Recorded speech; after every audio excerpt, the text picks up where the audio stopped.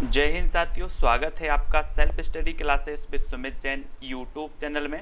दोस्तों आज का वीडियो स्टार्ट हो चुका है तो सभी लोग लाइव आ जाएंगे। और कल हमने पढ़ा था दोस्तों हिंदी साहित्य के स्रोत, है ना। हिंदी साहित्य के जो इतिहास ग्रंथ लिखे गए उनके स्रोत पढ़ रहे थे कि ये हिंदी साहित्य के जो इतिहास ग्रंथ लिखे गए हैं इनका जो स्रोत हैं आखिर ये किस आधार पर ये स्रोत लिखे गए, ये ग्रंथ लिखे गए। चाहे दोस्तों आप गारसादा तासी जी को ले लें, चाहे ग्रियर्सन जी को ले लें, चाहे मिश्र बंधु या आचार्य रामचंद्र शुक्ल जी को ले लें, इन्होंने हिंदी साहित्य के इतिहास ग्रंथ लिखे हैं। ठीक है, अब इतिहास ग्रंथ लिखे हैं तो इन्होंने कोई ना कोई आधार तो बनाया होगा। तो कल हमने ये पूरा वीडियो एक अपन ने पढ़ा था हिंदी साहित्य के इतिहास के प्रमुख स्रोत, ठीक है, वो हमने पढ़ लिया था। अब दोस्तों देखना, हिंदी साहित्य से संबंधित बहुत सारे ऐसे स्टूडेंट हैं, कुछ लोग टीजीटी की तैयारी कर रहे हैं, कुछ लोग पीजीटी की तैयारी कर रहे हैं, कुछ लोग मास्टर कार्ड की तैयारी कर रहे हैं और कुछ कर रहे हैं दोस्तों जेआरएफ नेट की तैयारी कर रहे हैं। तो देखो, सबसे पहला तो यही होता है हिंदी साहित्य का इतिहास आपके सिलेबस में होता है। उसके बाद आदिकाल आपके सिलेबस में होता है, भक्ति काल होता है, रीतिकाल होता है ना, आधुनिक काल होता है। इस सारी की सारी चीजें दोस्तों आपके टीजीटी में भी हैं, पीजीटी और जेआरएफ नेट में भी हैं। ठीक है, तो बिल्कुल भी कंफ्यूज होने की जरूरत नहीं है, आप बिल्कुल निरंतर अध्ययन करते रहें। ठीक है, और एक वीडियो में लेकर के आऊंगा कि आपको बुक कौन सी खरीदनी है। ठीक है, आपके लिए जो बुक है वो सबसे अच्छी बुक कौन सी हो जाएगी, मैंने कई बार भी आपको बताया है, लेकिन एक बुक स्पेशल एक वीडियो आपके लिए लाऊंगा जिसमें आपको केवल बताऊंगा कि बुक कौन सी अच्छी है आपके लिए। ठीक है, तो सभी लोग वीडियो को लाइक जरूर कर देंगे, सभी लोगों के लिए दोस्तों शेयर भी करना है ना। और जो भी साथी ज्वाइन मेंबर बनना चाहते हैं वो ज्वाइन मेंबर आप बन सकते हैं, जहां पर आपको दोस्तों बिल्कुल पीडीएफ आपको मिलेगी, जो भी मैं पढ़ाऊंगा उसकी पीडीएफ आपको मिलेगी।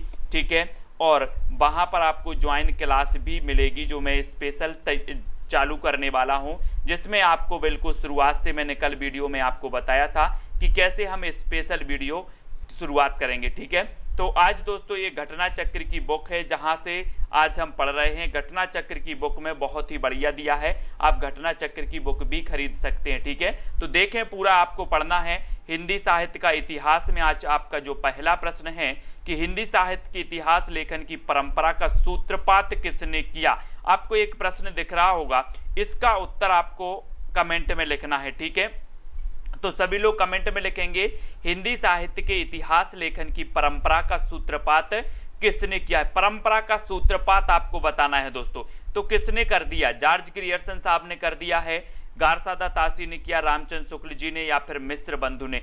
ये चार विकल्प हमें मौजूद हैं यहाँ पर, और चार में से एक चयन करना होता है जब, तो आपको पता होगा। और ये टीजीटी परीक्षा में पूछा गया प्रश्न है और आपने बिल्कुल सही आंसर दिया है कि सर ये हिंदी साहित्य के इतिहास लेखन की जो परंपरा का सूत्रपात किया है वो किया है गारसादा तासी ने किया है, यानी कि आपका विकल्प नंबर जो बी है वो बिल्कुल सही है। ठीक है, बी नंबर आपका बिल्कुल सही हो जाएगा। अब इनके बारे में कुछ हमें पढ़ना है दोस्तों।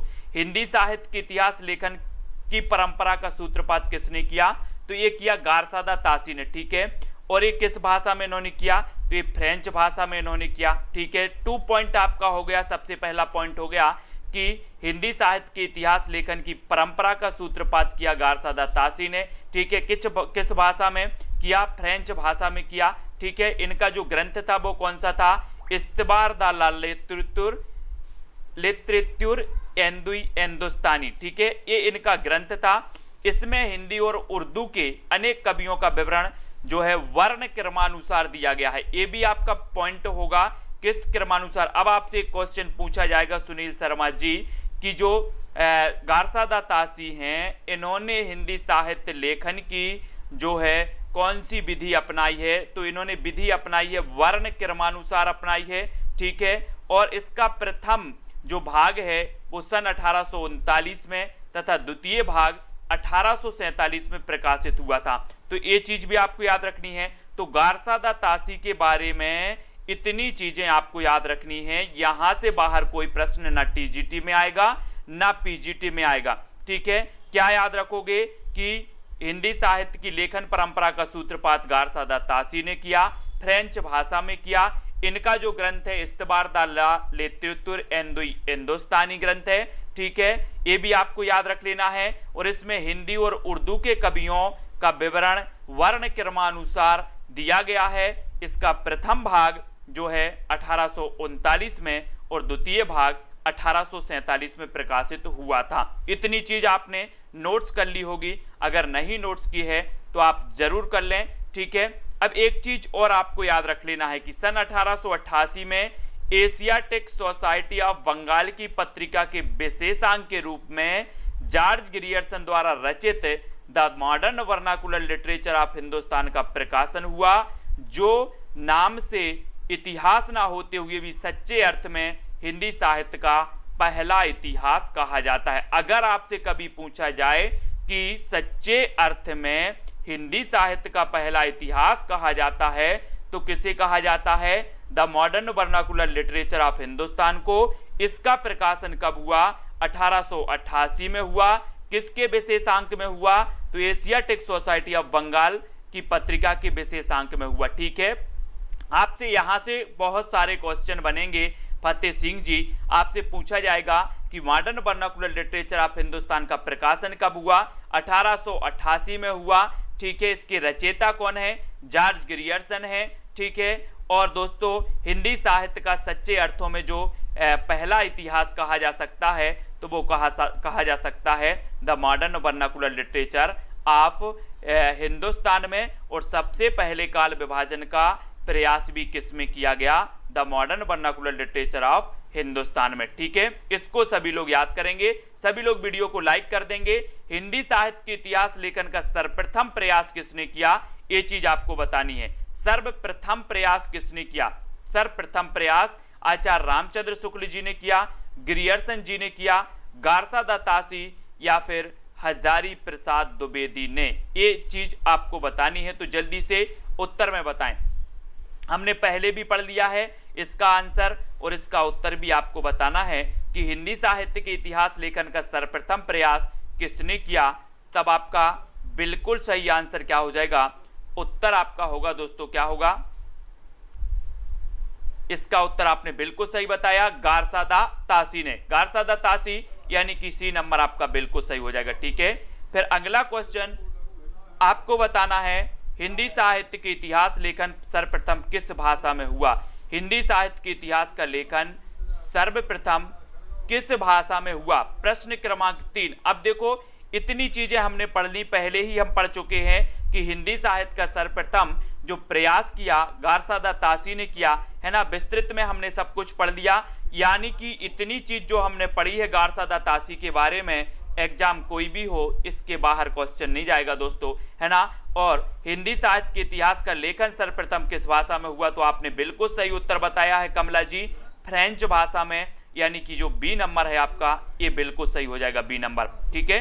बी नंबर आपका बिल्कुल सही है। और हिंदी साहित्य का इतिहास लिखने वाले प्रथम लेखक का नाम क्या है? प्रथम लेखक का नाम, कई प्रकार से ये प्रश्न पूछे जाते हैं, ठीक है, आपको बताना है।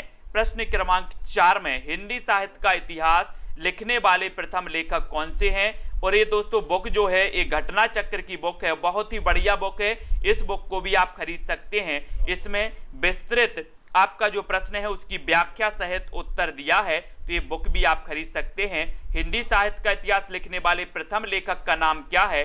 तो आपने बिल्कुल सही बताया, फिर से गारसादा तासी। यानी कि यहां पर क्वेश्चन के प्रकार दिए हैं, उत्तर तो आपका एक ही है गारसादा तासी, लेकिन इसके प्रकार अलग अलग दिए हैं। प्रश्न कई प्रकार से पूछा जाता है, उत्तर आपको एक ही लगाना है, ठीक है। फिर इसके बाद अगला जो अपना प्रश्न आता है दोस्तों उसको भी देख लेते हैं हम। ये आपका प्रश्न है कि काल क्रमानुसार लिखा गया हिंदी साहित्य का प्रथम इतिहास ग्रंथ कौन सा है? दोस्तों अभी मैंने आपको पद्धतियां नहीं पढ़ाई हैं, पद्धतियां आपको बताएंगे कि हिंदी साहित्य का इतिहास जब लिखा गया, सबसे पहले तो हमने देखा कि हिंदी साहित्य का इतिहास लिखा गया तो निश्चित तौर पर इसके कोई ना कोई स्रोत जरूर होंगे, ठीक है, स्रोत होंगे। तो दोस्तों वो हमने कल स्रोत पढ़ लिए थे। अब दोस्तों ये हिंदी साहित्य का इतिहास लिखा गया तो विशेष पद्धतियों के आधार पर लिखा हो गया, है ना। तो विशेष पद्धतियां भी हम बताएंगे, वर्णानुक्रम पद्धति, कालक्रमानुसार पद्धति, विधेयवादी पद्धति, ये सारी पद्धतियां मैं आपको बताऊंगा। फिलहाल यहां पर आपसे पूछा गया कि कालक्रमानुसार लिखा गया हिंदी साहित्य का प्रथम इतिहास ग्रंथ कौन सा था, तो आपको बताना है और आपने चयन भी किया है प्रश्न क्रमांक 5 में। बोले सर इसका उत्तर होगा the modern vernacular literature of Hindustan, है ना। काल क्रमानुसार लिखा गया यानी कि सबसे पहले काल विभाजन का जो प्रयास किया है वो किसमें किया गया, काल विभाजन का प्रयास the modern vernacular literature of Hindustan में ही किया गया है। अगर इस प्रकार से कोई क्वेश्चन आपके एग्जाम में आता है कि काल क्रमानुसार लिखा गया हिंदी का प्रथम इतिहास ग्रंथ कौन सा है, तो आप बता देना the modern vernacular literature of Hindustan, ठीक है। इसको आपको याद करना है, ठीक है, ये चीज आपने पढ़ी भी है। अब आपको अगला क्वेश्चन आपको बताना है दोस्तों, इस्तबारदा लित्युत्तर हिंदुस्तानी नामक हिंदी साहित्य के इतिहास ग्रंथ के लेखक का नाम बताइए। देखो प्रश्न कई बार देखो ये पीजीटी एग्जाम में पूछा गया है, ये जो घटना चक्र में है ये पूछे प्रश्न आपको बताता है और उसका विवरण और व्याख्या सहित आपको बताता है। तो ये बुक भी बड़ी अच्छी है आपके लिए, एक बार जो भी हमारे नए साथी हैं वो इस बुक को खरीद कर एक बार अच्छे से प्रयास कर सकते हैं, बढ़िया है, ठीक है। और इस्तबारदा लित्युत्तर हिंदुस्तानी नामक हिंदी साहित्य के इतिहास ग्रंथ का लेखक का नाम हमें बताना है। क्वेश्चन देखो एक ही क्वेश्चन है और कई तरीके से आपका अलग अलग एग्जाम में पूछा गया है।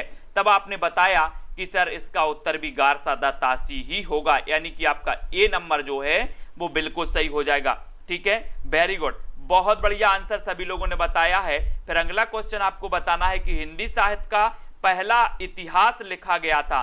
तो पहला इतिहास देखो ये भी कई प्रकार से क्वेश्चन पूछा गया, अभी हमने इस ऐसे ही क्वेश्चन पहले भी पढ़ा। ये दूसरा टीजीटी एग्जाम 2001 में पूछा गया क्वेश्चन है कि हिंदी साहित्य का पहला इतिहास लिखा गया था तो किस भाषा में लिखा गया था। ममता चौहान जी हमारी ज्वाइंट मेंबर हैं और जो भी साथी ज्वाइंट मेंबर बनना चाहते हैं चैनल के वो ज्वाइंट मेंबर जरूर बने, ठीक है। बहुत बढ़िया, यस जी ने पढ़ी है इस बुक को और बहुत अच्छी बुक है, आप भी देख सकते हैं। और आपने बिल्कुल सही आंसर बताया, फ्रेंच भाषा में। किस भाषा में लिखा गया, फ्रेंच भाषा में लिखा गया, ठीक है। अब हिंदी का प्रथम व्याकरण लिखने वाले विद्वान कौन से हैं दोस्तों, यानी कि प्रश्न क्रमांक 8 है और 8 में हमें उत्तर भी बताना है। यहां पर प्रश्नों के प्रकार दिए हैं कि एक ही प्रश्न जिसका उत्तर एक ही होता है वो कितने प्रकार से पूछा जा सकता है, वो चीज यहां पर हमने समझ ली है, ये चीज सभी को याद रख लेना है, ठीक है।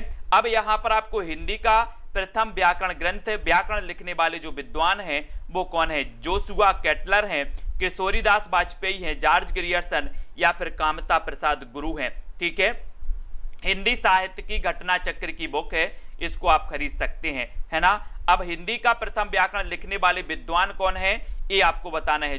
व्याकरण, हिंदी का प्रथम व्याकरण तो किसने लिखा है, प्रश्न क्रमांक 8 में बहुत बढ़िया आपने उत्तर बताया है कि जोशुआ केटलर हिंदी का प्रथम व्याकरण लिखने वाले विद्वान हैं, यानी कि आपका उत्तर जो हो जाएगा वो क्या हो जाएगा, 1 नंबर हो जाएगा, ठीक है। इसका जो विस्तृत अध्ययन दिया है उसको भी हम देख लेते हैं कि हिंदी का प्रथम व्याकरण लिखने वाले विद्वान जोहन जोशुआ केटलर हैं, है ना। और ये डच यानी कि पुर्तगाल ईस्ट इंडिया कंपनी के राजदूत बनकर भारत आए थे और उन्होंने अपने देशवासियों को भारत में व्यावसायिक सुविधा की दृष्टि से हिंदी का सामान्य ज्ञान कराने के लिए व्याकरण की पुस्तक हिंदुस्तानी ग्रामर में लिखी थी। कौन सी ग्रामर में लिखी थी, हिंदुस्तानी ग्रामर में लिखी थी, जो 1775 के आसपास प्रकाशित हुई थी। इस ग्रामर की रचना डच भाषा में। अब देखो यहां से बहुत सारे लोग कंफ्यूज हो गए, कामता प्रसाद गुरु आपने बता दिया, लेकिन यहां पर हिंदी का प्रथम व्याकरण हिंदी में लिखने वाले अगर आपसे पूछा जाता तब आपका उत्तर वो होता, तो कंफ्यूज नहीं होना। हिंदी का प्रथम जो व्याकरण लिखा है वो जोशुआ केटलर ने लिखा है। जोशुआ केटलर ने कब लिखा, 1715 में लिखा। किस भाषा में लिखा, डच भाषा में लिखा, ये भी आपको याद रख लेना है, ठीक है। और डॉक्टर ग्रियर्सन ने अपने ग्रंथ लिंग्विस्टिक सर्वे ऑफ इंडिया में इस पुस्तक का तथा उसके लेखक का संक्षिप्त परिचय भी दिया है, ये भी आपको याद रखनी है, ठीक है। और 1743 में पंडित किशोरी दास वाजपेयी का ब्रजभाषा व्याकरण प्रकाशित हुआ और इसी के साथ व्याकरण लेखन में नई चेतना का संचार हुआ। इसके बाद वाजपेयी जी की अच्छी हिंदी का नमूना 1948 में, ब्रजभाषा का प्रथम व्याकरण 1949 में और हिंदी निरुक्त 1949 में तथा हिंदी शब्दानुशासन 1958 में प्रकाशित हुआ। तो यहाँ पर आप सभी के लिए कंफ्यूज नहीं होना है ना, ये चीज आपको याद रखनी है, ठीक है। क्वेश्चन था कि हिंदी का प्रथम व्याकरण लिखने वाले विद्वान कौन है, आपने उत्तर बता दिया, जोशुआ केटलर, ठीक है। ये क्वेश्चन कई प्रकार से पूछे जाते हैं दोस्तों, इनको आपको बहुत अच्छे से पढ़ने की जरूरत है, ठीक है। अब आपसे पूछा जाता है हिंदी साहित्य के इतिहास को व्यवस्थित रूप देने का श्रेय किसको है, व्यवस्थित रूप देने को, यानी कि एक क्वेश्चन वो है दोस्तों जो आपकी टीजीटी, पीजीटी आदि एग्जामों में पूछे गए क्वेश्चन है और बहुत ही बढ़िया क्वेश्चन है। चलिए तो अगले प्रश्न का उत्तर सभी लोग बताएंगे कि हिंदी साहित्य के इतिहास को व्यवस्थित रूप देने का श्रेय किसको है, यानी कि 9 नंबर प्रश्न का आपका उत्तर है नमन सोलंकी जी। जल्दी से प्रश्न क्रमांक 9 का उत्तर बताना है, लास्ट में मैं आपको बता दूंगा बुक कौन सी है, कौन सी आपको खरीदनी है ना। और एक वीडियो तो मैं बुक से संबंध लेकर के आऊंगा कि आपको बुक कौन सी खरीदनी है, ठीक है। तो एक बुक बुक का वीडियो में लाऊंगा, कौन कौन सी हिंदी साहित्य के लिए सबसे अच्छी बुक रहेंगी जिसका अध्ययन आप कर सकते हो, ठीक है। हिंदी साहित्य के इतिहास को व्यवस्थित रूप देने का श्रेय किसको है, ये चीज हमें चयन करनी है। और ये है आपका व्यवस्थित रूप देने का, हिंदी साहित्य के इतिहास को व्यवस्थित रूप देने का जो श्रेय है वो श्रेय है रामचंद्र शुक्ल, है ना, रामचंद्र शुक्ल, यानी कि आपका बी नंबर बिल्कुल सही हो जाएगा। हिंदी साहित्य का इतिहास दोस्तों आपने पढ़ा होगा, हिंदी साहित्य का इतिहास रामचंद्र शुक्ल जी को, इनको हिंदी साहित्य के इतिहास को व्यवस्थित रूप देने का श्रेय जाता है, यानी कि आपका उत्तर विकल्प नंबर बी बिल्कुल सही हो जाता है। बी नंबर संजू वाला जी बिल्कुल सही है। अब यहां से थोड़ा सा हम इसके बारे में पढ़ेंगे कि हिंदी साहित्य के इतिहास को व्यवस्थित रूप देने का श्रेय आचार्य रामचंद्र शुक्ल जी को है, बिल्कुल है। इन्होंने हिंदी साहित्य का इतिहास 1929 में लिखा, ये चीज आपको नोट करना है। 1929 में इन्होंने हिंदी साहित्य का इतिहास लिखा, जो मूलतः नागरी प्रचारणी सभा द्वारा प्रकाशित हिंदी शब्द सागर, एक ये मोस्ट इंपॉर्टेंट है दोस्तों। सबसे पहले ये क्वेश्चन भी कई बार पूछा गया है कि रामचंद्र शुक्ल हिंदी साहित्य का इतिहास 1929 में किसकी भूमिका में लिखा था, तो ये हिंदी शब्द सागर की भूमिका में लिखा गया ग्रंथ था, जिसे आगे परिवर्तित एवं विस्तृत करके स्वतंत्र पुस्तक के रूप दे दिया गया था, ठीक है। तो ये 1929 में हिंदी शब्द सागर की भूमिका में ये प्रकाशित हुआ था आचार्य रामचंद्र शुक्ल जी का ग्रंथ। और हिंदी साहित्य के इतिहास को व्यवस्थित रूप देने का श्रेय भी जाता है, तो किसे जाता है, रामचंद्र शुक्ल जी को जाता है, ठीक है। इन क्वेश्चनों को बड़े अच्छे से आपको पढ़ना है दोस्तों, ये हमेशा आपके काम के हैं, हमेशा आपसे पूछे जाएंगे, आप रेगुलर अध्ययन कर रहे हैं तो, ठीक है। और शिवसेन सरोज 1883 में लगभग 1 सहस्त्र भाषा कवियों का जीवन चरित्र, उनकी कविताओं के उदाहरण सहित प्रस्तुत करने का प्रयास किया गया है। यह शिवसेन सेंगर की रचना है शिवसेन सरोज, जिसका प्रकाशन 1883 में हुआ था, ठीक है। तो इतनी चीज आपको क्लियर है। फिर नेक्स्ट प्रश्न आपको दिख रहा होगा कि रामचंद्र शुक्ल का हिंदी साहित्य का इतिहास मूलतः किस कृति की भूमिका में के रूप में लिखा गया। देखो ये क्वेश्चन कई बार पूछा गया है दोस्तों, है ना, ऐसे क्वेश्चन भी आपके बनते हैं कि रामचंद्र शुक्ल का हिंदी साहित्य का इतिहास मूलतः किस कृति की भूमिका के रूप में लिखा गया था, ये चीज आपको बतानी है।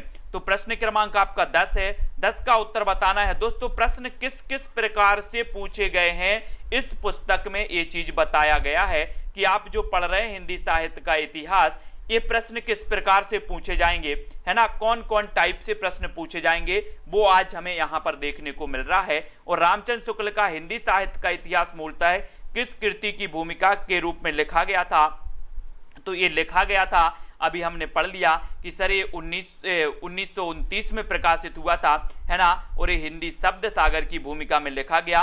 बिल्कुल सही बताया है अधिकांश लोगों ने, हिंदी शब्द सागर बिल्कुल सही है। मंजू वाला, हेमा जी, भावना, अनीता जी, लालदास जी, है ना, चंदन जी, बिल्कुल सही है, बी नंबर आपका। फिर अगला क्वेश्चन आपसे पूछा जाता है कि आचार्य रामचंद्र शुक्ल द्वारा हिंदी साहित्य का इतिहास का प्रकाशन वर्ष क्या है। देखो हमने पहले पढ़ लिया रामचंद्र शुक्ल के बारे में कि हिंदी साहित्य का एक व्यवस्थित इतिहास लिखा रामचंद्र शुक्ल जी ने, है ना। 1929 में इसका प्रकाशन हुआ। हिंदी शब्द सागर की भूमिका में ये लिखा गया। बाद में इसी को परिवर्तित करके एक पुस्तक का रूप दे दिया गया, व्यवस्थित रूप दे दिया गया, है ना। ये चीज तो हमने कर ली। अब 1929 में हिंदी साहित्य का प्रकाशन वर्ष, यानी कि आपका जो डी नंबर है वो बिल्कुल सही हो जाएगा। डी नंबर आपका सही हो जाएगा दोस्तों, ठीक है।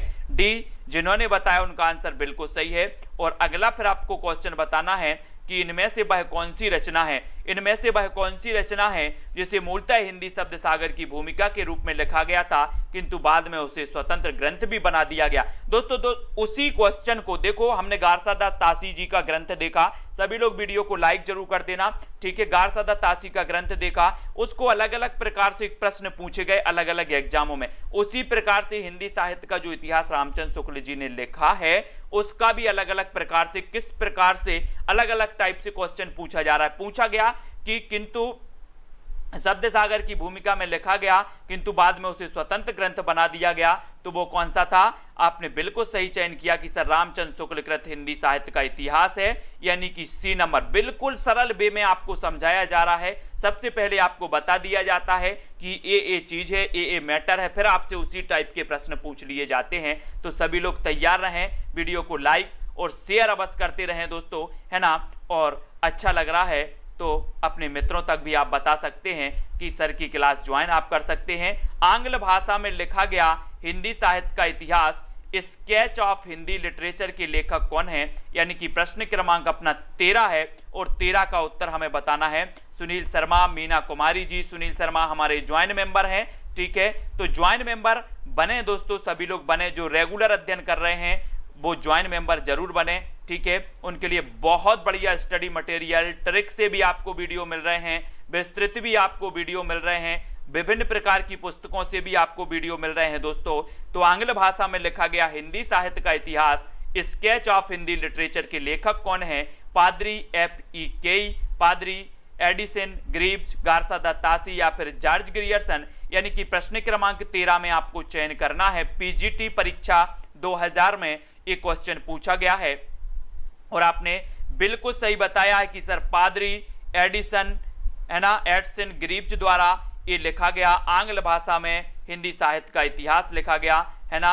ये भी आपको याद रख लेना, कौन सा, sketch of Hindi literature, sketch of Hindi literature. अब इसको याद रखेंगे, स्केच ऑफ हिंदी लिटरेचर, ये आंग्ल भाषा में लिखा गया हिंदी साहित्य का इतिहास है और पादरी एडिसन ग्रीव्स द्वारा ये लिखा गया, यानी बी नंबर आपने बिल्कुल सही चयन किया है। इसका थोड़ा सा हम जान लेते हैं कि आंग्ल भाषा में लिखा गया हिंदी साहित्य का इतिहास स्केच ऑफ लिटरेचर के पादरी एडिसन ग्रीव्स हैं। पादरी F.E. केई द्वारा लिखित हिंदी साहित्य का इतिहास a history of Hindi literature नाम से प्रकाशित हुआ। अब दोस्तों यहां जो कंफ्यूज करने वाली बातें थी वो दो ऑप्शन थे। दो ऑप्शन कौन से थे, एक तो पादरी F.E. केई थे और एक थे कौन, आपके पादरी एडिसन, ठीक है। इनमें से दो में से बहुत सारे लोग कंफ्यूज होके पादरी F.E. केई लगा आते, लेकिन अब यहां से आपको याद रख लेना है कि स्केच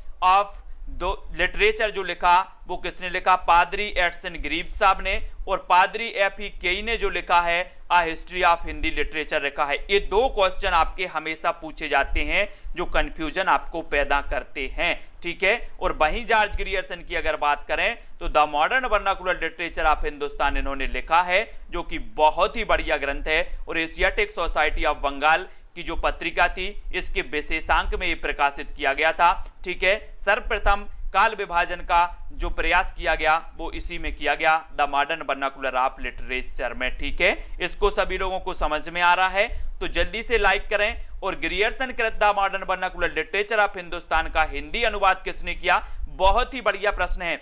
ग्रियर्सन कृत the modern vernacular literature of Hindustan का हिंदी अनुवाद किसने किया। दोस्तों मैं आपको बता रहा हूं कि यहां पर कोई क्वेश्चन आपका छूटने वाला नहीं है, बिल्कुल सरल वे में आपको बताया जा रहा है, ठीक है, बिल्कुल सरल वे में। यानी कि एक पॉइंट है, एक प्रश्न है, उसके कितने प्रकार से प्रश्न बनेंगे, कितने प्रश्न प्रकार से पूछे जाएंगे, वो सारी चीजें आपको बताई जा रही हैं, ठीक है। ग्रियर्सन कृत the modern vernacular literature of Hindustan का हिंदी अनुवाद किसने किया, ये चीज भी आपको बताना। हिंदी अनुवाद की बात हो रही है तो इसका सही आंसर बिल्कुल सही हो जाएगा, क्या हो जाएगा, डॉक्टर किशोरीलाल गुप्त ने। किसने किया है, डॉक्टर किशोरीलाल गुप्त ने किया है। बहुत बढ़िया आंसर। बहुत सारे लोगों ने बताया कि सर ग्रियर्सन कृत the modern vernacular literature of Hindustan का जो हिंदी अनुवाद किया वो किया है किशोरीलाल गुप्त ने। किशोरीलाल गुप्त ने, ये भी आपको याद रख लेना है। बोले सर ये मॉडर्न वर्नाकुलर लिटरेचर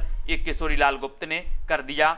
एक नंबर आपका बिल्कुल सही होगा, ठीक है, एक नंबर। अब ग्रियर्सन द्वारा रचित the modern vernacular literature of Hindustan का हिंदी अनुवाद किशोरीलाल गुप्त ने। हिंदी साहित्य का इतिहास, अब ऐसा भी आपसे पूछा जाएगा दोस्तों, दूसरा क्वेश्चन आपसे पूछा जाएगा कि the modern vernacular literature of Hindustan का हिंदी अनुवाद डॉक्टर किशोरीलाल गुप्त ने किस नाम से किया। दूसरा क्वेश्चन आपका ऐसे ही बनेगा, किस नाम से किया, तो आप बता देना हिंदी साहित्य का इतिहास, हिंदी साहित्य का इतिहास नाम से किया है, ये भी याद रख लेना, ठीक है। अब यहां पर किशोरीलाल गुप्त के बारे में बहुत ही बढ़िया दिया है कि किशोरीलाल गुप्त का जन्म हुआ था 1916 में, भदोही उत्तर प्रदेश में इनका जन्म हुआ, ठीक है। ये पंडित थे, बहना पंडित विश्वनाथ प्रसाद मिश्र के प्रमुख शिष्यों में से एक थे। गुप्त जी को बिंद गौरव, गुप्त जी को क्या कहा जाता था, बिंद गौरव से सम्मानित किया गया। और गुप्त जी की कृति हिंदी साहित्य का प्रथम इतिहास, हिंदी साहित्य का प्रथम इतिहास हिंदी प्रचारक संस्थान वाराणसी से प्रकाशित हुई थी।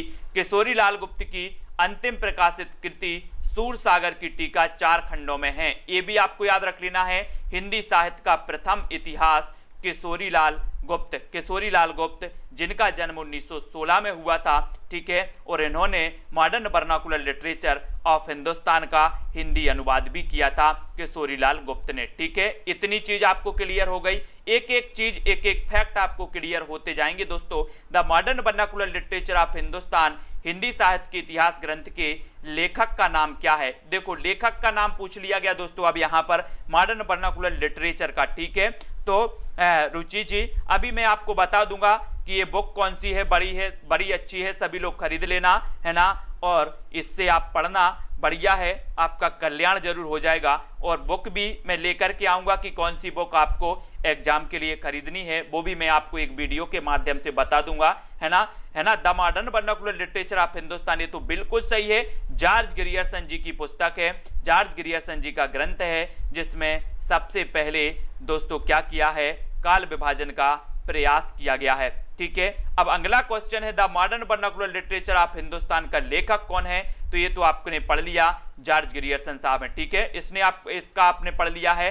अब आगे पढ़ते हैं दोस्तों कि डॉक्टर किशोरीलाल गुप्त ने इनमें से किस ग्रंथ का हिंदी अनुवाद हिंदी साहित्य का प्रथम इतिहास शीर्षक से किया। देखो क्वेश्चन कितने प्रकार से आपसे पूछा जाएगा, उन सभी प्रश्नों के लिए आपको तैयार रहना है, तैयार रहना है। ममता चौहान जी प्रश्न क्रमांक 17 में डॉक्टर किशोरीलाल गुप्त ने इनमें से किस ग्रंथ का हिंदी अनुवाद हिंदी साहित्य का प्रथम इतिहास शीर्षक से किया है, तो बताओ किसका किया है। इस प्रकार से भी आपका क्वेश्चन आएगा। अभी हमने पढ़ लिया था कि सर जो the modern vernacular literature of Hindustan है ना, इसका हिंदी अनुवाद किया तो डॉक्टर किशोरीलाल गुप्त ने किया। किस नाम से किया, हिंदी साहित्य का इतिहास नाम से किया, ठीक है, ये भी आपको याद रख लेनी है।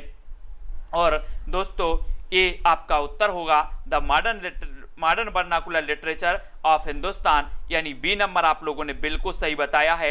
ऐसी चीज, ऐसी पद्धति दोस्तों हम पढ़ रहे हैं कि जिसने पहली बार भी पढ़ा होगा उसको भी बहुत अच्छे तरीके से समझ में आएगा, है ना, और जो साथी निरंतर पढ़ रहे हैं उनको तो समझ में आ ही गया होगा।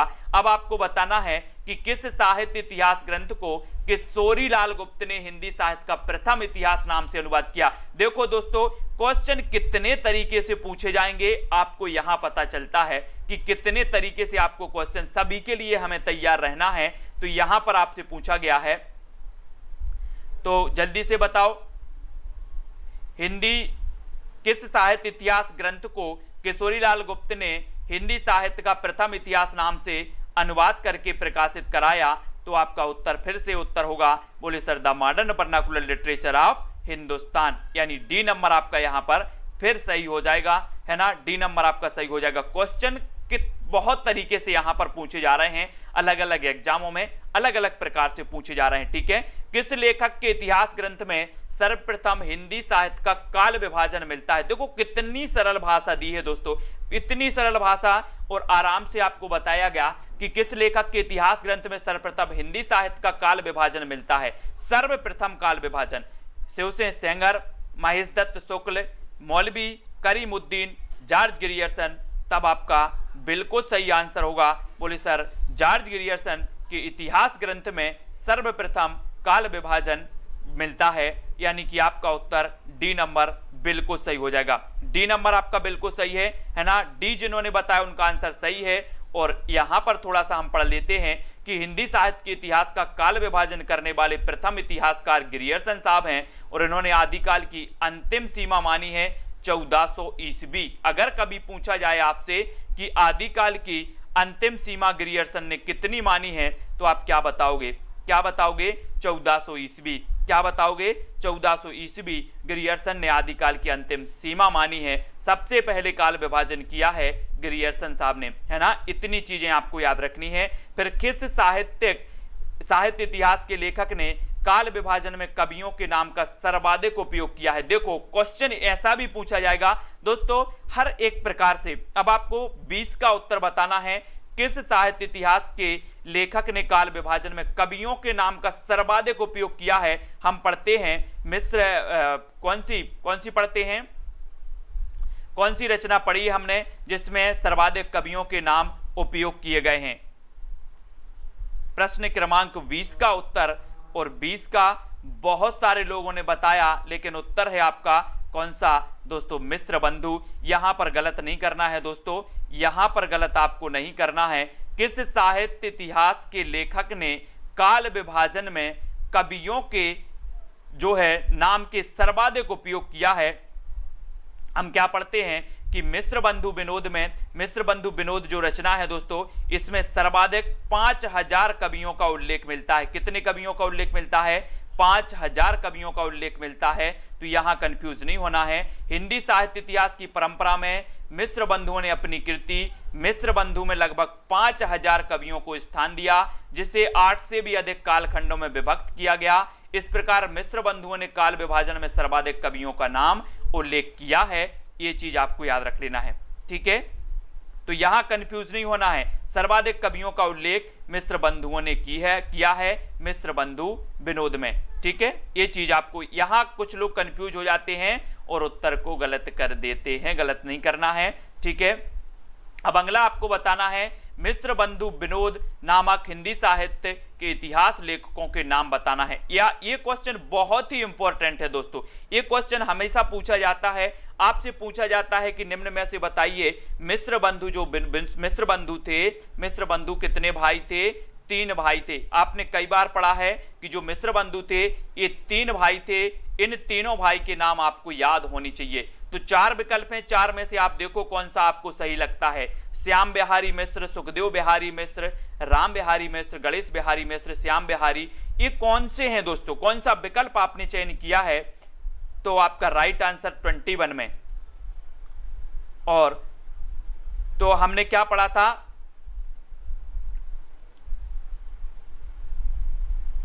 गणेश श्याम सुखदेव, बहुत ही बढ़िया आंसर, गणेश श्याम सुखदेव, ऐसे आपको याद रख लेना है, गणेश श्याम सुखदेव। तो ये आपका बी नंबर बिल्कुल आपने सही चयन किया है, बी नंबर आपका बिल्कुल सही हो जाएगा, गणेश श्याम सुखदेव आपका सही होगा, ठीक है। मिस्र बंधु विनोद नामक हिंदी साहित्य के इतिहास लेखकों के नाम कौन है? गणेश बिहारी, श्याम बिहारी, सुखदेव बिहारी मिश्र हैं। मिस्र बंधु विनोद के 4 भाग थे। कितने भाग थे दोस्तों? 4 भाग थे। प्रथम 3 भागों का प्रकाशन 1913 में हुआ, और जबकि चौथा जो भाग है ये 1934 में प्रकाशित हुआ था। और मिस्र बंधुओं ने मिस्र बंधु विनोद के प्रथम 3 भागों का हिंदी नवरत्न के नाम से जाना जाता है। अब यहां से देखो कितने क्वेश्चन बनते हैं। सबसे पहला क्वेश्चन बनता है कि मिश्र बंधु विनोद ये रचना किसकी है? आप बोलोगे दोस्तों मिश्र बंधुओं की है। मिश्र बंधु 3 भाई थे, गणेश बिहारी, श्याम बिहारी और सुखदेव बिहारी, ये 3 भाई थे, है ना। अब जो मिश्र बंधु विनोद है कितने भागों में प्रकाशित हुई? 4 भागों में प्रकाशित हुई। प्रथम 3 भाग कब प्रकाशित हुए? 1913 में, है ना। अंतिम भाग कब प्रकाशित हुआ? 1934 में। और मिश्र बंधु विनोद ने प्रथम 3 भागों को हिंदी नवरत्न कहा। क्या कहा? हिंदी नवरत्न कहा। तो इतनी चीजें आपको क्लियर हो जाती हैं यहां से, ठीक है। फिर आपसे मिश्र बंधु विनोद का चौथा भाग कब प्रकाशित हुआ, यानी 22 का ये क्वेश्चन आपसे पूछा जाता है। तो आपने 22 में बिल्कुल सही चयन किया कि सर 1934, यानी कि आपका 1 नंबर जो है वो बिल्कुल सही है। 1934 में ये प्रकाशित हुआ। प्रथम 3 भाग 1913 में और अंतिम जो भाग था, चौथा भाग था, 1934 में प्रकाशित हुआ था, ठीक है। तो सभी लोगों को समझ में आ रहा है कि नहीं आ रहा है? बहुत ही सरल वे में हम समझ रहे हैं, अच्छे तरीके से अपन समझ रहे हैं, पढ़ रहे हैं, बिल्कुल आराम से पढ़ रहे हैं, ठीक है। मिश्र बंधु विनोद कितने भागों में प्रकाशित हुआ? कितने भागों में प्रकाशित हुआ? अब ऐसा भी क्वेश्चन पूछा गया, हमने यहां पर विस्तृत पढ़ लिया। अब नीचे आपके किस प्रकार के क्वेश्चन इसके बारे में पूछे जाएंगे वो चीज यहां आपको बतानी है, ठीक है। तो मिश्र बंधु विनोद ये कितने भागों में प्रकाशित हुई, ये चीज आपको बतानी है। तो आपने बिल्कुल सही आंसर बताया है कि सर ये 4 भागों में प्रकाशित हुई। प्रथम 3 भाग दोस्तों कब प्रकाशित हुए? 1913 में और अंतिम चौथा भाग 1934 में प्रकाशित हुआ, ठीक है। तो इतनी मिश्र बंधु के नाम से आपको पता है और सबसे ज्यादा 5000 कवियों का उल्लेख इस मिश्र बंधु विनोद में मिलता है, ठीक है। यशरत्ती जी, मिश्र बंधुओं ने परिवर्तन काल की समय सीमा निर्धारित की है, तो बताएं जल्दी से परिवर्तन काल की समय सीमा क्या निर्धारित की है, यानी कि 24 का आंसर आपको बताना है।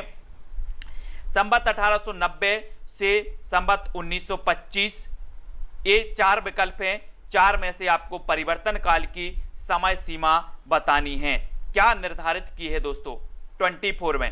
सभी लोग लाइक जरूर कर देना एक बार, और जो भी साथी ज्वाइन मेंबर बनना चाहते हैं दोस्तों वो ज्वाइन मेंबर बन सकते हैं और ज्वाइन व्हाट्सएप ग्रुप में जुड़कर पीडीएफ स्टडी मटेरियल, ठीक है, और भी जो भी आपकी समस्याएं रहती हैं सभी के बारे में चर्चा की जाती है ना। और ज्वाइन वीडियो भी आपको मिलने लगेंगे। तो आपका उत्तर संवत 1890, यानी कि आपका जो 1 नंबर है वो बिल्कुल सही हो जाएगा। 1 नंबर आपका सही हो जाएगा। फिर आगे बढ़ते हैं, आगे देखें यहां पर कि मिश्र बंधुओं ने मिश्र बंधु विनोद में काल विभाजन का प्रयास किया। देखो क्या काल विभाजन किया गया दोस्तों, यहां पर एक एक चीज आपको क्लियर की जा रही है, कंफ्यूज नहीं होना। और आराम से अगर आपने पढ़ लिया है तो आपका कोई भी क्वेश्चन छूटेगा भी नहीं। प्रारंभिक काल इन्होंने कहा सबसे पहले 700 से 1400 विक्रम संवत के काल को इन्होंने प्रारंभिक काल नाम दिया। एक क्वेश्चन पूछा जाता है, ठीक है, आरंभिक काल नाम दिया। आरंभिक है दोस्तों यहां पर, है ना, आरंभिक। और प्रारंभिक तो गणपति चंद्रगुप्त ने, है ना, 700 से 1440 विक्रम तक। माध्यमिक काल कहा 1445 से 1680 विक्रम संवत तक। अलंकृत काल कहा इन्होंने 1681 से 1889 विक्रम संवत, है ना। परिवर्तन काल जो आपसे पूछा गया था वो ए है, 1890 से 1925 विक्रम संवत। और वर्तमान काल नाम दिया 1926 विक्रम संवत से अब तक के काल को वर्तमान काल नाम दिया, ठीक है। तो इनको सभी लोगों को आपको पढ़ना है अच्छे से, ठीक है। इनको अगर आप अच्छे से पढ़ लेते हैं तो आप निश्चित ही दोस्तों पूरे क्वेश्चन कवर करके आएंगे। अब आपसे अगला क्वेश्चन पूछा जाता है कि आचार्य रामचंद्र शुक्ल ने प्रथम उत्थान का समय कब से कब तक निर्धारित किया है, यानी कि 25 का आंसर आपको चयन करना है। आचार्य रामचंद्र शुक्ल ने प्रथम उत्थान का समय कब से कब तक निर्धारित किया है? प्रश्न क्रमांक आपका 25 है।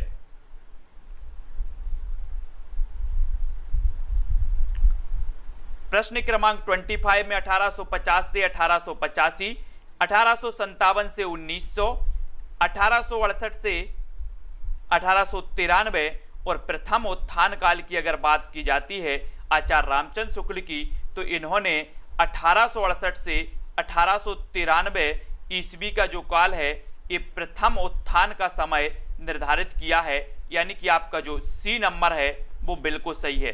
1868 से 1893 ईस्वी। सी नंबर आपका सही हो जाएगा। देखो यहाँ पर कैसे इन्होंने निर्धारित किया है दोस्तों।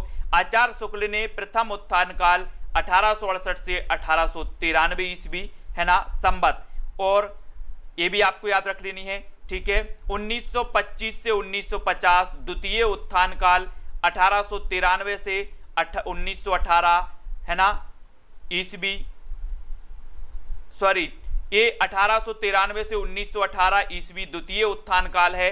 और इसमें अगर संवत की बात करें, अगर संवत पूछा जाए तो 1868 से 1893 ईस्वी है और संवत 1925 से 50 है, ठीक है। इसी प्रकार द्वितीय उत्थान काल संवत 1950 से 1975, या फिर ईस्वी की बात करें तो 1893 से 1918, ठीक है। तय किया है भारतेंदु हरिश्चंद्र का प्रभाव भाषा और साहित्य दोनों पर गहरा पड़ा। उन्होंने जिस प्रकार हिंदी गद्य को परिमार्जित करके उसे बहुत ही सरल, मधुर और स्वच्छ रूप दिया, उसी प्रकार हिंदी साहित्य को भी नए मार्ग पर लाकर खड़ा कर दिया। ये भी आपको याद रख लेनी है। भारतेंदु जी की अगर बात करें दोस्तों तो इनका जन्म हुआ था 1850 में, और 1885 में इनकी क्या हो गई थी, मृत्यु हो गई थी भारतेंदु जी को, है ना। और भारतेंदु जी के नाम पर ही क्या हो जाएगा, इसका नाम भारतेंदु युग पड़ा। तो ये प्रथम उत्थान काल और द्वितीय उत्थान काल से क्वेश्चन जरूर पूछे जाते हैं, ठीक है, याद रखना है। फिर देखो, आचार्य शुक्ल ने हिंदी साहित्य का इतिहास की आधुनिक गद्य साहित्य परंपरा का प्रवर्तन के अंतर्गत प्रथम उत्थान की काल अवधि निर्धारित की है। तो क्या की है, अब प्रथम उत्थान काल हमने पढ़ लिया, प्रथम और द्वितीय। अब दोनों के क्वेश्चन आपसे पूछे जाएंगे। अब आपको बताना है दोस्तों, यहां पर संवत पूछ लिया गया है, संवत, तो जल्दी से चयन करें कि प्रथम उत्थान काल का जो समय माना है, जो कालावधि मानी है, वो क्या मानी है। यहां पर आपको सबसे पहले तो पढ़ाया गया और उसके बाद आपसे पूछ लिया गया, तो आपको उत्तर का भी चयन करना है। उत्तर क्या हो जाएगा, एजुकेशन विजन स्नेहा जी, प्रश्न क्रमांक 26 में हमने अभी यहां पर पढ़ा था कि सर यहां पर देखो प्रथम उत्थान काल यानी कि 1925 से 1950, संवत 1925 से 1950, तो यहां पर भी दिया है कि संवत 1925 से 1950 ये प्रथम उत्थान काल माना है शुक्ल जी ने। बहुत ही बढ़िया प्रश्न ऐसे पूछे जाते हैं जो किसी पर नहीं बनते, अगर आपने पढ़ा है तो केवल आप पर बनते हैं, बाकी सरल क्वेश्चन तो सब पर बन जाते हैं, है ना। तो इसमें आपका कट ऑफ में कुछ फर्क नहीं पड़ने वाला है। ऐसे क्वेश्चन पढ़ना है जो आपसे बने और किसी से ना बने, ठीक है, तब आपका सिलेक्शन होता है दोस्तों। और ऐसे क्वेश्चन अगर आप पढ़ रहे हैं जो सबसे बढ़ रहे हैं तो आप आगे नहीं बढ़ रहे हैं, वहीं के वहीं हैं, है ना। आचार्य रामचंद्र शुक्ल ने द्वितीय उत्थान का समय कब से कब तक माना है। अब द्वितीय उत्थान पूछ लिया गया, सबसे पहले पूछा गया था प्रथम उत्थान काल, है ना। अब द्वितीय उत्थान काल आपसे पूछा गया तो यहाँ पर ईस्वी में दिया है, और ईस्वी में दिया है तो आपको बताना है, और आपका बिल्कुल सही आंसर होगा ए नंबर, ए यानी कि 1893 से 1918 ईस्वी का जो काल है ये द्वितीय उत्थान का समय माना जाता है, और ए नंबर आपका बिल्कुल सही हो जाएगा, ठीक है। ए अनीता जी, सिकंदर जी, बिल्कुल सही है इसका। अब यहां से आपको भागना नहीं है कि सर ये प्रश्न थोड़ा कठिन है या ये प्रश्न आपके बिल्कुल सरल आपको लग रहे हो शायद, ठीक है। लेकिन अगर इस वे में आप पढ़ते हैं कि आप सरल पढ़ते हैं, कठिन भी उसमें आते हैं और आपका अध्ययन अच्छे से होता है, तो निश्चित ही आपका सिलेक्शन होगा। नागरिक प्रचारणी सभा की स्थापना कब हुई थी दोस्तों, प्रश्न क्रमांक 28 का उत्तर आपने देखा होगा कि नागरिक प्रचारणी सभा जो आपने देखी दोस्तों, और इस नागरिक प्रचारणी सभा की स्थापना हमें बतानी है। तो ये बहुत ही बढ़िया प्रश्न पीजीटी एग्जाम 2013 में पूछा गया क्वेश्चन है, और आपका बिल्कुल सही आंसर हो जाएगा। यहाँ पर कौन ने बताया है, D Hema Singh ji, D number यानी कि 1893, ठीक है। 1893 ईस्वी में नागरिक प्रचारणी सभा की स्थापना हुई, और डी नंबर आपका बिल्कुल सही है, डी नंबर सही हो जाएगा। इसके बारे में थोड़ा सा हम जानते हैं, नागरिक प्रचारणी सभा के बारे में हमेशा क्वेश्चन पूछे जाते हैं। काशी नागरिक प्रचारणी सभा की स्थापना 1893 में ईस्वी में हुई थी।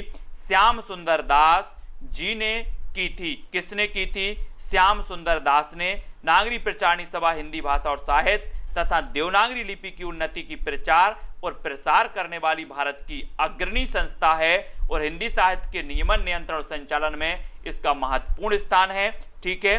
और हिंदी शब्द सागर का प्रकाशन किया गया। इस शब्दकोश के लेखक भी कौन थे, श्याम सुंदर दास थे। तो ये चीज आपको याद रखनी है कि 1893 में इसका प्रकाशन हुआ था। इतनी चीजें आप लोगों ने याद रख ली हैं, ठीक है। और सभी लोग वीडियो को लाइक जरूर करते जाएंगे दोस्तों, है ना। वीडियो को शेयर भी करना है। इतनी बढ़िया बुक आपको मिली है, आप लोग जरूर खरीद सकते हैं। हिंदी साहित्य घटना चक्र, हिंदी साहित्य घटना चक्र, ये बहुत ही बढ़िया है। अगर आप पहली बार किसी एग्जाम की तैयारी कर रहे हैं या फिर आप दोस्तों एग्जाम की तैयारी कर रहे हैं तो ये बुक आपके लिए बहुत बढ़िया है। काशी नागरी प्रचारणी सभा की स्थापना हुई थी तो कब हुई थी, एक एक क्वेश्चन आपको बताया गया, उसका फिर विवरण भी आपको दिया गया, है ना। तो आपको अच्छे से समझ में आता है। और काशी नागरी प्रचारणी सभा की स्थापना हुई थी 1895 में, 1893 में, 1898 में, 1890 में, यानी कि 29 का उत्तर आपको लिखना है। 29 का उत्तर लिखेंगे तो उत्तर क्या हो जाएगा। तो अभी आपने पढ़ लिया, बोले सर काशी नागरी प्रचारणी सभा की स्थापना 1893 में हुई थी, ठीक है। बी नंबर आपका बिल्कुल सही है। नागरी प्रचारणी सभा की स्थापना कब हुई थी, नागरी प्रचारणी सभा, देखो यहां काशी नागरी प्रचारणी सभा दिया गया और यहां पर दे दिया गया नागरी प्रचारणी सभा, तो यहां पर कंफ्यूज नहीं होना है, वही नागरी प्रचारणी सभा है। इस प्रकार से ये टीजीटी एग्जाम में पूछा गया क्वेश्चन है और ये पीजीटी एग्जाम में पूछा गया क्वेश्चन है, यानी कि अलग अलग प्रकार से क्वेश्चन पूछे जाते हैं जिनके लिए हमें तैयार रहना है। हिंदी शब्द सागर का प्रकाशन किस संस्था ने किया था, हिंदी शब्द सागर का प्रकाशन जो किया था वो किस संस्था ने किया था, ये चीज आपको याद रखनी है दोस्तों। यहां पर मैं आपको थोड़ा सा याद बताने वाला हूं कि यहां पर हमने क्या पढ़ा था कि हिंदी शब्दकोश, है ना, हिंदी शब्द सागर का जो प्रकाशन है किया गया और हिंदी शब्दकोश के लेखक कौन थे, श्याम सुंदर दास थे। हिंदी शब्दकोश के, है ना, शब्दकोश के, सॉरी शब्दकोश के लेखक श्याम सुंदर दास थे। लेकिन आपसे यहां से क्वेश्चन पूछा जाएगा, क्या पूछा गया कि हिंदी शब्द सागर का प्रकाशन किस संस्था ने किया, तो आप बता देना नागरी प्रचारणी सभा ने किया है, जिसकी स्थापना 1893 में हुई थी, ठीक है। और श्याम सुंदर दास की इसमें महत्वपूर्ण भूमिका थी, ठीक है। ये आपको याद रख लेना है, यानी बी नंबर आपका बिल्कुल सही हो जाएगा, ठीक है। नागरी प्रचारणी सभा के संस्थापकों में कौन नहीं थे, कौन नहीं थे बताना है दोस्तों, कौन नहीं थे। 32 का आंसर हमें चयन करना है। बाबू श्याम सुंदर दास नहीं थे, पंडित रामनारायण मिश्र नहीं थे, रामचंद्र वर्मा नहीं थे, ठाकुर शिव सिंह कुमार नहीं थे। बहुत ही बढ़िया क्वेश्चन है। नागरी प्रचारणी, काशी नागरी प्रचारणी सभा की स्थापना 1893 में हुई, जिसमें महत्वपूर्ण भूमिका श्याम सुंदर दास की थी, लेकिन और भी इसके संस्थापक सदस्य थे। उन सदस्य में से कौन नहीं थे, ये चीज आपको बताना है। CIC प्रवक्ता परीक्षा में ये क्वेश्चन पूछा गया। अब पूछा गया तो आपने उत्तर बिल्कुल सही बता रहे हैं। क्या बता रहे हैं, सी, यानी कि रामचंद्र वर्मा। ये रामचंद्र वर्मा जो थे ये नहीं थे, यानी कि सी नंबर। ठाकुर शिव कुमार सिंह ये थे, है ना। रामनारायण मिश्र थे, बाबू श्याम सुंदर दास थे, रामचंद्र वर्मा ये नहीं थे, यानी सी नंबर आपका बिल्कुल सही है। यहां पर देखो काशी नागरी प्रचारणी सभा के बारे में हम थोड़ा सा पढ़ लेते हैं कि इसकी स्थापना 16 जुलाई 1893 को वाराणसी में हुई थी, ठीक है। जिसकी स्थापना बाबू श्याम सुंदर दास, पंडित रामनारायण मिश्र, ठाकुर शिव कुमार सिंह जैसी प्रभृतियों का योगदान मुख्यतः इसमें था, ठीक है। लेकिन रामचंद्र वर्मा हिंदी के साहित्यकार एवं कोशकार रहे। ये हिंदी शब्द सागर के संपादक मंडल के प्रमुख सदस्य थे। हिंदी शब्द सागर की प्रकाशन किया था किसने, नागरी प्रचारणी सभा ने किया था। इस संपादक मंडल के सदस्य थे रामचंद्र वर्मा। ये के काशी नागरी प्रचारणी के संस्थापक सदस्य नहीं थे। इन्होंने आचार्य किशोरीलाल वाजपेयी के साथ मिलकर अच्छी हिंदी का आंदोलन चलाया और हिंदी का मानकीकरण हुआ। इन्होंने सन 1919 में महात्मा गांधी नामक पुस्तक भी लिखी। अगर आपसे कभी पूछा जाए कि 1919 में महात्मा गांधी नामक पुस्तक किसने लिखी, तो रामचंद्र वर्मा ने लिखी, जो कि हिंदी शब्द सागर संपादक मंडल के प्रमुख सदस्य थे, ठीक है। इसको याद रखेंगे। फोर्ट विलियम कॉलेज की स्थापना कब हुई, यानी कि प्रश्न क्रमांक 30। अब फोर्ट विलियम कॉलेज की बताना है। काशी नागरी प्रचारणी सभा के बारे में हमने बहुत सारी चीजें पढ़ ली, इसकी स्थापना पढ़ ली, उसके संस्थापक सदस्य पढ़ लिए, ठीक है। अब दोस्तों फोर्ट विलियम कॉलेज की स्थापना आपको बतानी है। 4 विकल्प हैं। लास्ट क्वेश्चन है, ये चैलेंज प्रश्न आपका है। आप लोगों को कमेंट में लिखना है, इसका उत्तर हम नहीं बताएंगे, है ना। तो सभी लोग जल्दी से बताएं, जो भी टीजीटी एग्जाम की तैयारी कर रहे हैं, पीजीटी की कर रहे हैं, है ना, नेट जेआरएफ की कर रहे हैं, और दोस्तों आरपीएससी आदि टेट एग्जाम की कर रहे हैं, वो सभी लोग दोस्तों वीडियो को लाइक जरूर कर देना और आप ज्वाइन मेंबर जरूर बन जाएं। ज्वाइन मेंबर अगर आप बनते हैं, रेगुलर आप अध्ययन करते हैं, तो दोस्तों आपको बहुत सारा यहाँ पर फायदा होने वाला है। जो भी पीडीएफ आदि स्टडी मटेरियल होता है वो आपको ज्वाइन मेंबर को ज्वाइन व्हाट्सएप ग्रुप में मिल जाता है, और वैसे आप टेलीग्राम ग्रुप में जुड़ सकते हैं। टेलीग्राम ग्रुप में आप जुड़ सकते हैं। आपको हिंदी साहित्य घटना चक्र करके ये पुस्तक है, हिंदी साहित्य घटना चक्र की ये पुस्तक है दोस्तों। आप मांगेंगे तो ये पुस्तक आपको मिल जाएगी, ठीक है। सभी लोग वीडियो को लाइक करें, शेयर करें। ऐसी ही बहुत सारी चीजें दोस्तों मैं आपको बताऊंगा, और भी बहुत सारी ऐसी बुक हैं जो आपके लिए उपयोगी हैं, ऐसी ऑथेंटिक बुक हैं जो आपको मैं बताऊंगा, है ना। एक बुक ये भी रखी है अपने सामने, हिंदी साहित्य का इतिहास, डॉक्टर विवेक शंकर जी की, इसके बारे में भी मैं आपको बताऊंगा। बहुत सारी बुक हैं जो अच्छी बुक हैं, है ना, उनके बारे में मैं आपको बताऊंगा, जो आपका सिलेक्शन करवाएंगी, जो आपके लिए दोस्तों पढ़ने में मजा आएगा, जिसमें बहुत ही सरल भाषा में दिया गया, आपको एक एक चीज बताएंगे, ठीक है। अब यहां पर अपन ने हिंदी साहित्य का इतिहास पढ़ा दोस्तों। अब हिंदी साहित्य का इतिहास जो पढ़ा है, उसमें आपको ऐसा कुछ लगा है कि कोई कठिन प्रश्न ऐसा लगा हो, क्योंकि बिल्कुल सरल वे में अपन ने पढ़ा, बिल्कुल आसानी से आपने पढ़ा है, ठीक है। तो स्नेहा जी, education vision, Leena, Sunil Sharma ji join member है हमारे, ललित जिंदल जी हैं, ठीक है। ज्वाइन नहीं हो पा रहा है, व्हाट्सएप में आप संपर्क कर सकते हैं, नीचे व्हाट्सएप नंबर भी चल रहा है दोस्तों। व्हाट्सएप नंबर भी मैं आपको दे रहा हूं। जो ज्वाइन नहीं कर पा रहे हैं वो ज्वाइन करने के लिए 90 98 60 92 91 ये आपका है, ये आप दोस्तों जरूर पढ़ें, ठीक है। जो नेट जेआरएफ के लिए है, मैं बिल्कुल व्यवस्थित अध्ययन आपके लिए करवा रहा हूं दोस्तों, ज्वाइन मेंबर के लिए, जिसमें हम क्या करवा रहे हैं। सबसे पहले कल मैंने एक जो वीडियो आपको दिया था, एक वीडियो आपने कल वाला देखा होगा, उसमें बिल्कुल क्रमबद्ध तरीके से मैंने आपको ट्रिक भी बताई थी, ठीक है।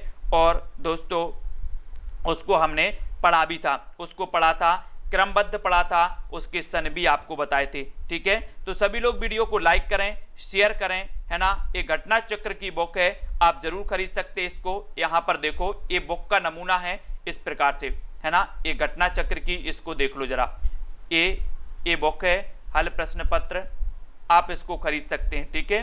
हिंदी साहित्य TGT, PGT, CIT grade, net, JRF exam के लिए बिल्कुल सही है ना। इसके लिए आप जरूर खरीदें, वीडियो को लाइक करें, बढ़िया बुक है, ठीक है, बहुत बढ़िया।